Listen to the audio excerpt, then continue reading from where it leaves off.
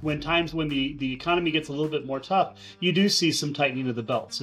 Hi again, everybody. Welcome back to the Comstock channel. I'm Marlon Bowling with you. Always a pleasure to have you on board.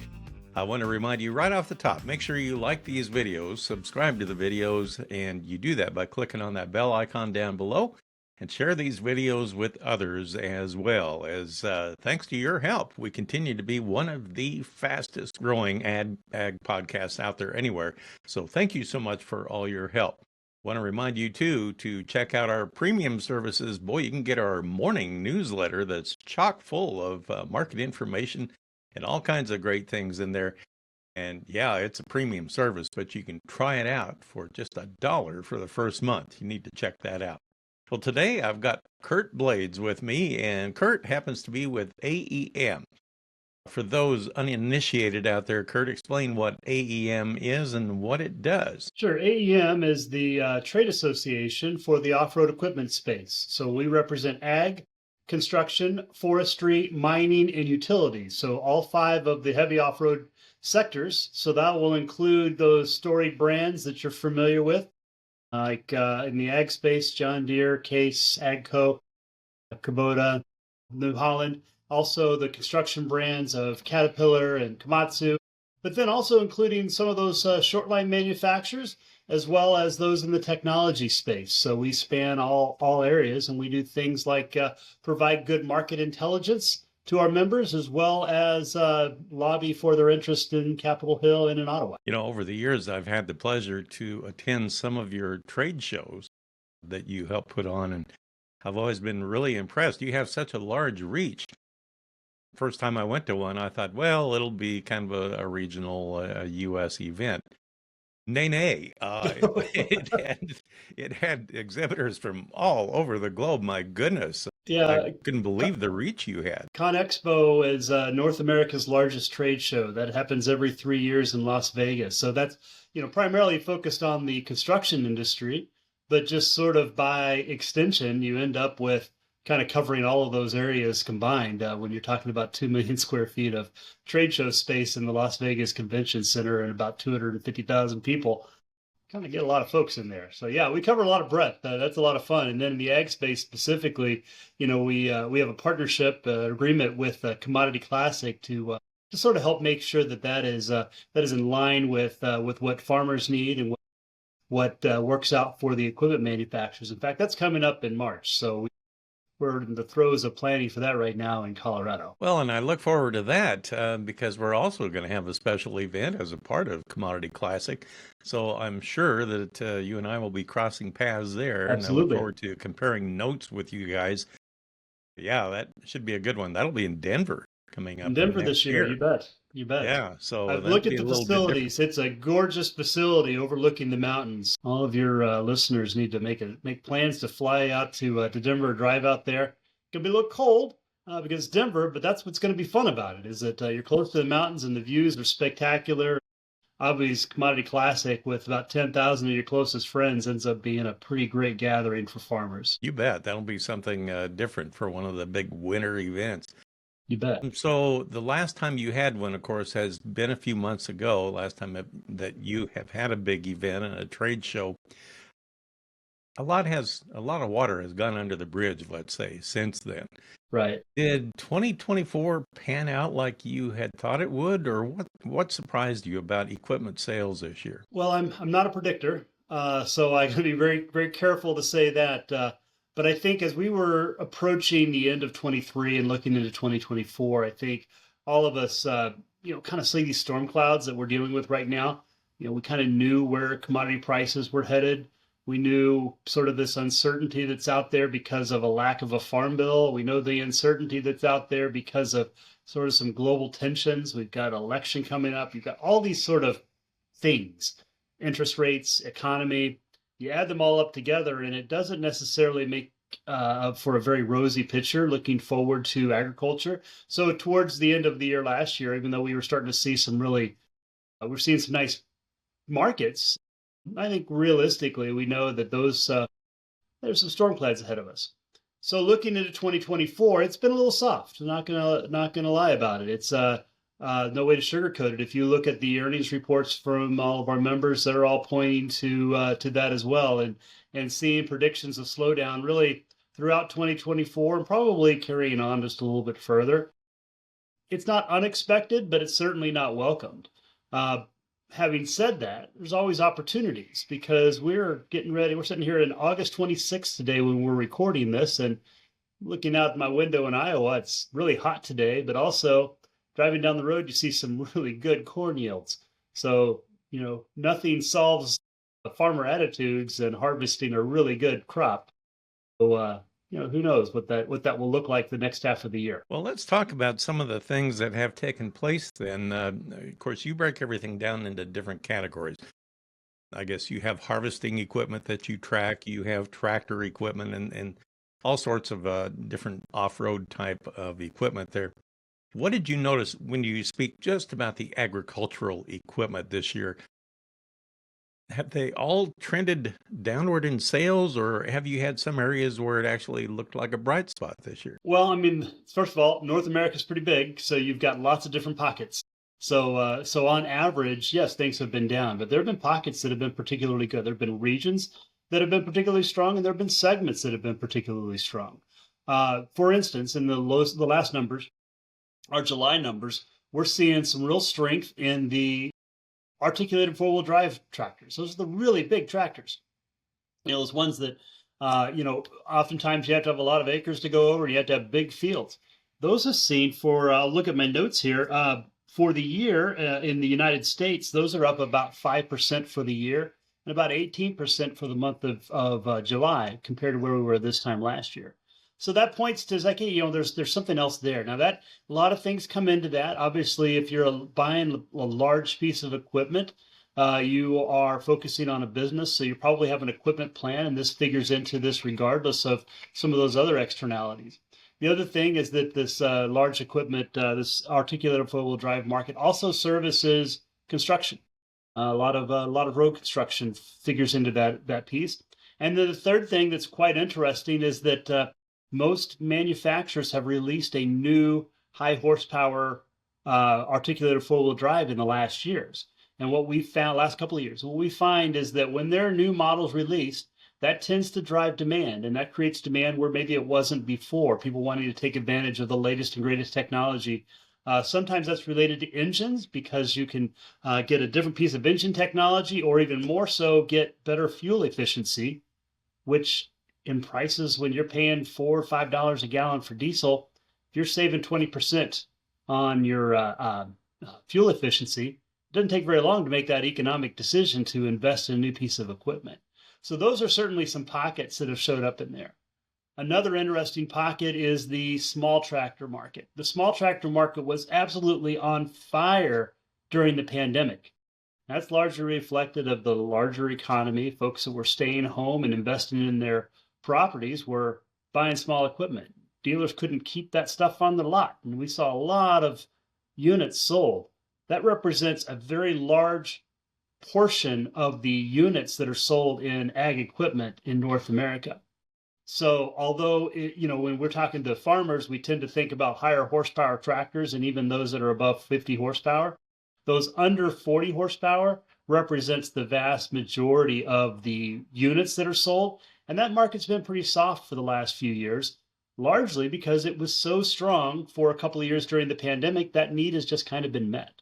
So when you look at the overall numbers, the story behind the story is actually more interesting than just looking at the facts. And those, traditionally, I used to always consider those quote unquote suburban tractors, or wannabe farmers or hobby farmers or garden farmers or what have you, maybe work in orchards and that sort of thing. Exactly. Large property owners.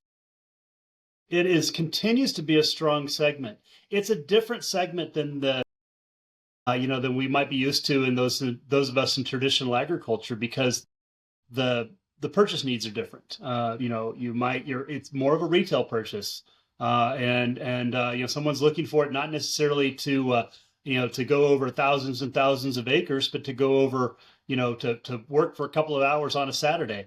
It serves just different needs, and that's been really interesting to see both the incumbent manufacturers participate in that market and really carve out their individual niches, but also opens up some opportunities for some new players.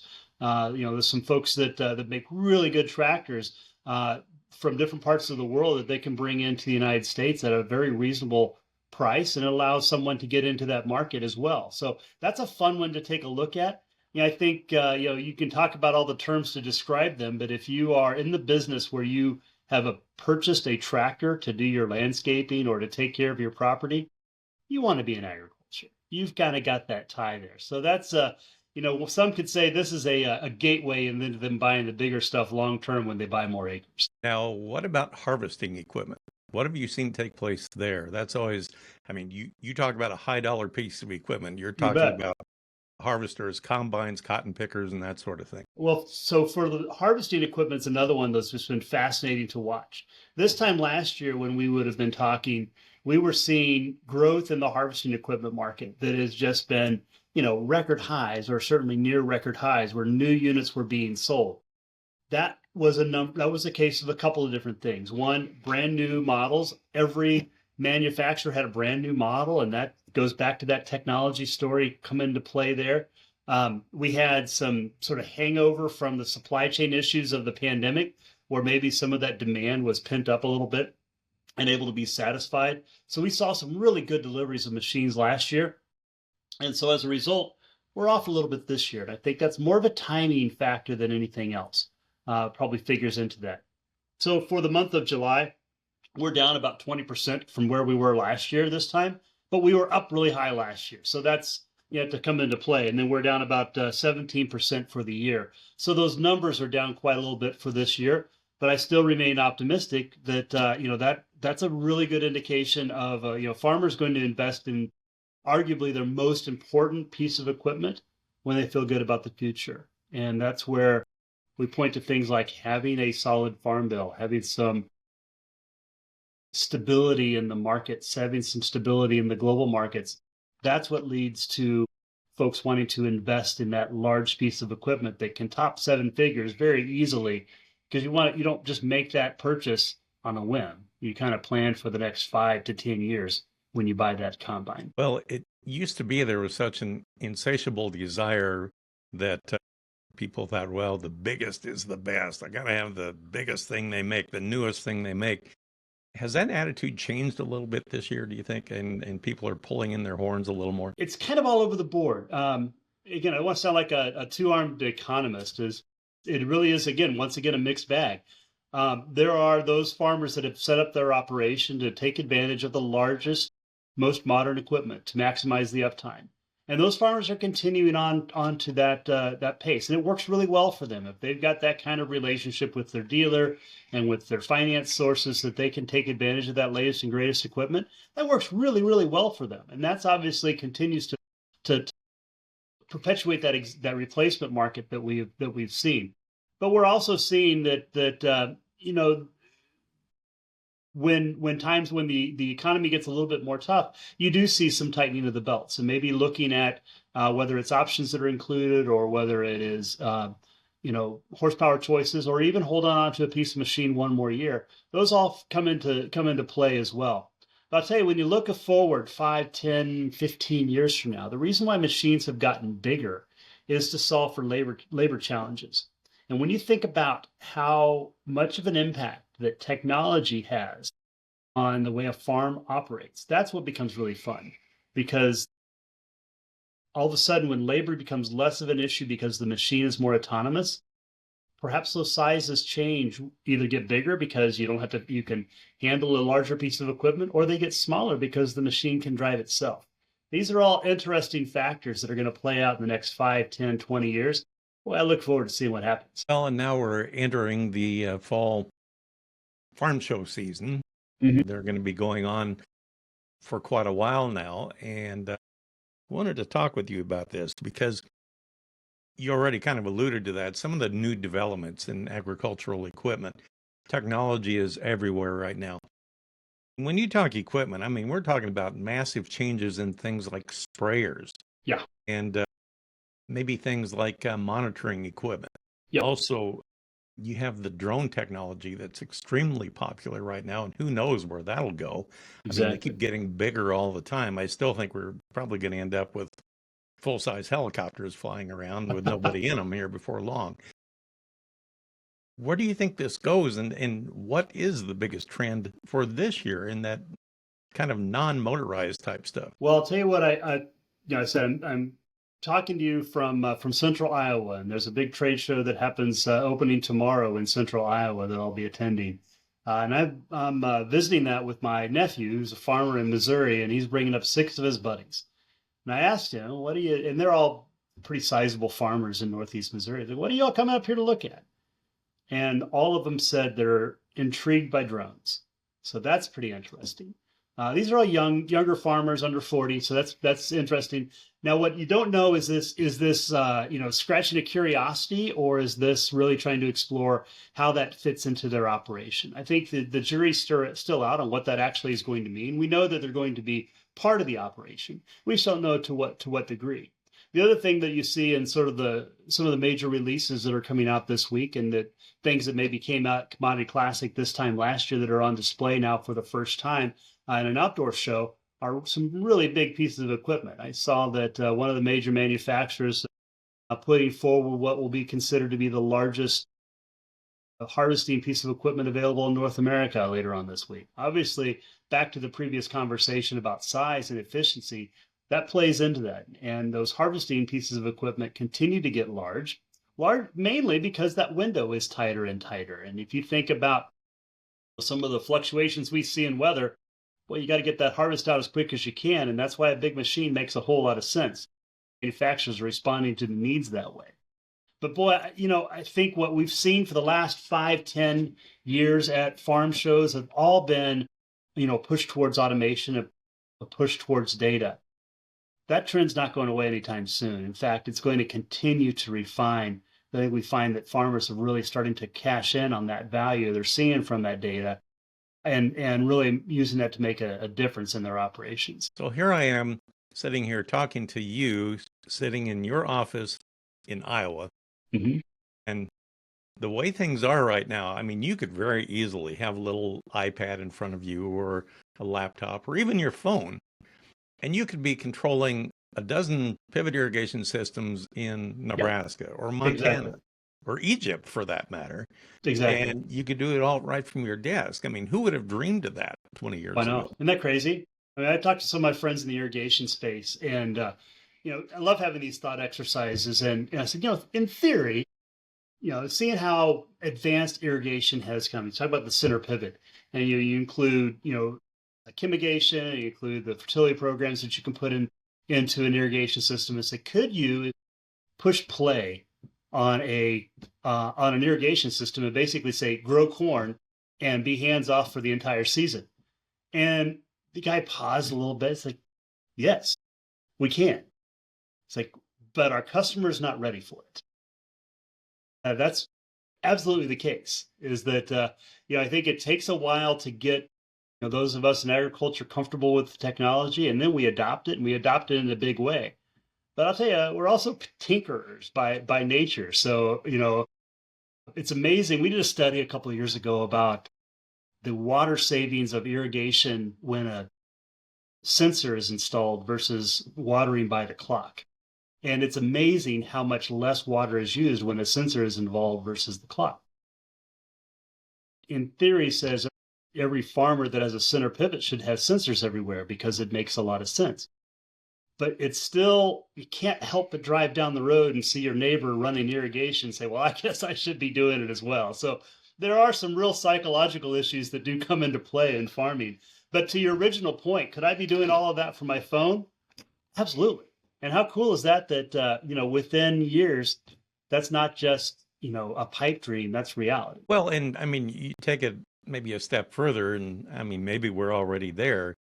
But for example, if the internet or AI these days, which is another hot button topic, oh yeah, if it finds out that your particular area, all of a sudden they have seen a breakout of, let's say, second generation corn borer moths or something like that, let's say, and it needs to be treated, it could tell your pivot, which could already be plumbed up to an insecticide line, all Exactly. right, apply X amount of product on this round, go around real fast just to apply it, and that sort of thing.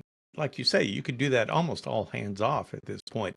I mean, we're not very far from that right now. We are not at all. I mean, you think about my family's been farming the same acres of land in Northeast Missouri for over 100 years, and that's a blessing. And the reason why we've been able to be successful at that is we have institutional knowledge that's transferred from one generation to the next. So we know that, hey, this spot has a little wet spot in it, and we know to farm around it. And we know next year we're going to farm around it just slightly the same, but a little bit different because we learn something every year. That knowledge has come up over the 100 years of farming that same land. When you include data and you include artificial intelligence, all of a sudden that institutional knowledge, that generational knowledge, it's no longer stops being just sort of a gut feel, but it's based on facts. And boy, you talk about unlocking the potential of an acre, whether it's even, responding to the pests that you might see coming remotely from a satellite, or just reading the data and say, hey, that soil is a little bit different here. Let's either plant it in a different population, or maybe we just don't even plant that spot because it doesn't make sense. That's pretty fascinating. I'll tell you what, that's technology that's available today. You start really make that wildly adopted, and you include that with the ability for the machines to kind of farm themselves. That's really fun. Let me put on our thinking cap here for a moment. If you have maybe subscribers or members of your organization that are sitting there at home and they might have a really good idea for an improvement for something, or maybe a whole new kind of a piece of equipment, do you have ways that you can help them pursue that thought and maybe bring it to reality or not? Well, we do a number of different things with the innovation startup group. It's without exception, most innovations happen in the niches, and they tend to happen at small companies. You talk to the big companies, they'll say that as well. That's why there's always, sort of some acquisition that's happening in that space. That's where the innovation happens. We've got a very active outreach program to the startup community. A lot of that work is happening on the West Coast right now, specifically in specialty crops, because, it's really fun. You think about a strawberry. A strawberry is a soft piece of fruit that has got, you've got to handle it a special way. You've got to know when it's ripe and when it's not ripe, all kinds of cool things about that. That technology to harvest a strawberry wasn't even available 10 years ago. And now you're on the verge of having a custom automated strawberry harvester. Well, what AEM does oftentimes is we'll get some of those entrepreneurs or those good creative minds in the same room, and we try to solve problems. Obviously, our job is to solve problems for the industry, sort of in that pre-competitive space. We do a good job of that, removing as many of those regulatory barriers as we can. But one thing we're also pretty good at is recognizing that those smart people are going to continue to be in business. And if smart people are all in the same room, they'll solve a problem, bouncing ideas off of one another. And then when possible, we try to get them in front of whether it's a financer or a market or another company to help commercialize those things. So that's something that's been fun that's happening. Certainly AEM takes a part of that, but a lot of other organizations are doing this as well. We find that those of us in the ag industry tend to be passionate about the industry we're in. So we tend to put our brain power into work and to try to solve some of those global problems. And nothing's more fun than to get a bunch of ag engineers together and give them a problem, say, solve it. They tend to. Well, in mergers and acquisitions, they seem to be just hand in hand with capitalism, and that's just how businesses continue to grow. And then you spring up new ones, and you have more M&A take place out there. Interesting stuff. So let me do this. I'll give you a shameless plug here. Talk to me about AEM, and if our viewers out there want to learn more about what you do, subscribe to what you do, go to your next trade show or something like that, how would they find out about you? Give us your website and publications or whatever you have. The best way to learn about AEM is to go to our website, aem.org, aem.org. And if you want to go specifically for some great information, some great research, maybe some position papers that we've taken on behalf of the industry, both domestically as well as around the world, go to aem.org/insights. And on that particular page, you'll see some of the work that we've done collaborating with the entire industry to come up with position papers on, where's the future of artificial intelligence going? Where's the future of autonomous going? Where's the future of food production going? So those are a lot of fun. But our shameless plug, thank you for asking, Marlon, is, what we are, kind of laser focused on helping to advance the industries that we're involved in. Obviously, for agriculture to succeed, farmers got to make a little bit more money. We want that to happen. So that's what we're shamelessly doing right now, as hard as we can in Washington, D.C. and Ottawa and all the state houses to make sure that farm policy is in a good shape for farmers to make money, but also that there's a business environment in which the manufacturers can operate, and create that innovation that happens out there. The other mission that we have is critically important. And you could argue it's honestly maybe our most important mission is that we wake up every day trying to figure out how to make the machines safer and to make sure that everyone goes at home at night to their loved ones. So when you go to things like the flashers, slow-moving vehicle signs, or the lighting and marking that's available on all the machines that are driving up and down the road and sharing the roads with highways, you got a whole group that's working on trying to ensure safe operation of the machines. That's the work behind the scenes that's kind of noble and actually makes a difference in the world. You don't hear about farming being the most deadly occupation like we did 20 years ago, and largely because of both some awareness around the safety factors of machines, but also that engineering that's gone into the machines to make them safer and build those safeguards in place to make sure that the farmers and anyone else can go home to the loved ones at night. And from a personal standpoint, one thing I always look forward to is your regular newsletters that you put out, emailed newsletters, and of course they have hot links in them too to different things. But you feature some of the newest technology that's hitting the market, some new models. And the thing that I really appreciate is you're not beholden to one particular brand or another. You'll cover anything as long as it's advancing the industry a little bit.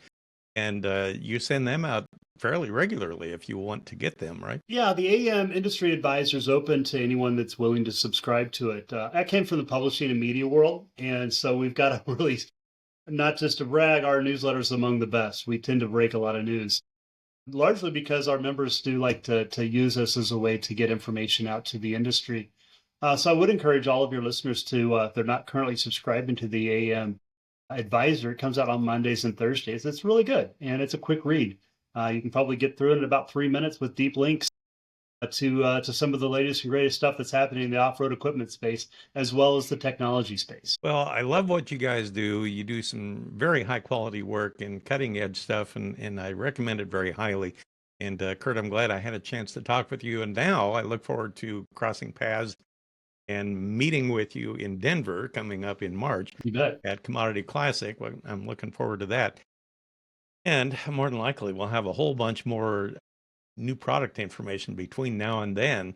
Has yet to be revealed, so we'll have a lot to talk about, I'm sure. I wish you all the best, Curt. Thanks for joining us and sharing some information, and I hope everybody checks out what you have to offer. Curt Blades with us from AEM. That'll do it for this episode. Thanks again for joining us. For producer Brianne Hendrickson, I'm Marlon Bowling, and we'll catch you next time right here on the Comstock channel. Thanks for joining us on our Comstock YouTube channel. Don't forget, you can also find us on Facebook and TikTok as well. Futures trading involves risk. The risk of loss in trading futures and/or options is substantial, and each investor and/or trader must consider whether this is a suitable investment. Past performance is not indicative of future results.